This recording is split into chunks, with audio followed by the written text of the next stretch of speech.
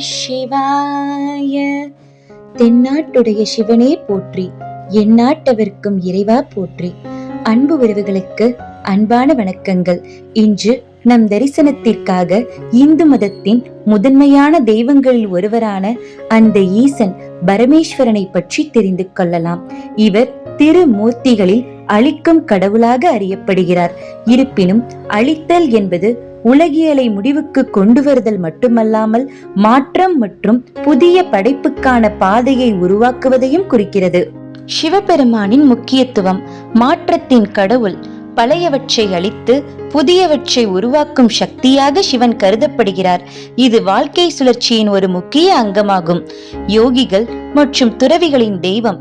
சிவன் யோகா, தியானம் மற்றும் தவத்தின் அதிபதியாக போற்றப்படுகிறார். இவரை யோகீஸ்வரர் என்றும் அழைக்கிறார்கள். ஞானம் மற்றும் சுய உணர்தலை நாடுபவர்கள் சிவனை வழிபடுகிறார்கள். ஆதியோகி. அனைத்து யோக கலைகளுக்கும் ஆதி குருவாக சிவன் கருதப்படுகிறார். இவரே யோக மரபை தோற்றுவித்தவர் என்றும் நம்பப்படுகிறது. சிவன் என்ற பெயருக்கே மங்களகரமானவர் அல்லது சுபமானவர் என்று பொருள். உலகிற்கு நன்மை செய்பவராகவே இவர் பார்க்கப்படுகிறார். அந்த பரமேஸ்வரனின் அடையாளங்களும் அவற்றின் பொருளும். சிவபெருமானின் உருவம் பல்வேறு ஆழமான தத்துவார்த்த அர்த்தங்களை கொண்டுள்ளது. நெற்றிக்கண், மூன்றாவது கண். இது ஞானக்கண்ணை குறிக்கிறது. உலகியல் பார்வைக்கு அப்பால் உள்ள உண்மைகளை பார்க்கும் திறனையும் அறியாமையை அளிக்கும் சக்தியையும் இது காட்டுகிறது. பிறை சந்திரன். தலையில் குடியிருக்கும் சந்திரன் நேரத்தை குறிக்கிறது.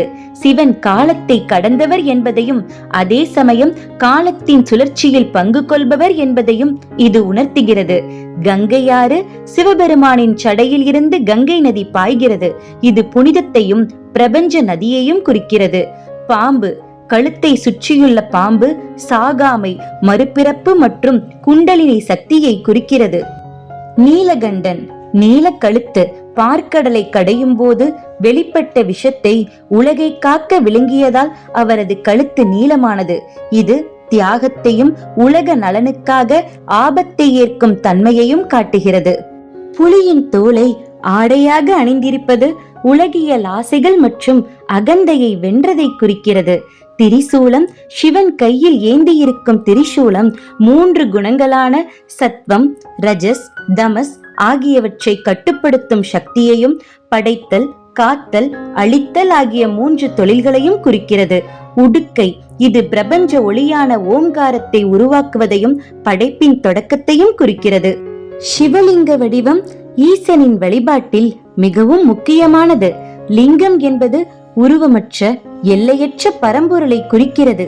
மகா சிவராத்திரி சிவபெருமானுக்கு அர்ப்பணிக்கப்பட்ட மிக முக்கியமான பண்டிகை இது. திங்கட்கிழமை சிவ வழிபாட்டிற்கு உகந்த நாளாக கருதப்படுகிறது. வில்வ இலை சிவனுக்கு மிகவும் உகந்ததாக கருதப்படும் இலை வில்வமாகும். இந்த ஆதிசிவன் பரமேஸ்வரன் பக்தர்களுக்கு அருள் புரிபவராகவும் அநீதியை அளிப்பவராகவும் எளிமையான வழிபாட்டிற்கு இறங்குபவராகவும் போற்றப்படுகிறார். ஈசனை வழிபட்டு இன்னல்கள் இல்லாமல் இல்லறம் சிறக்க வாழுங்கள். நன்றி.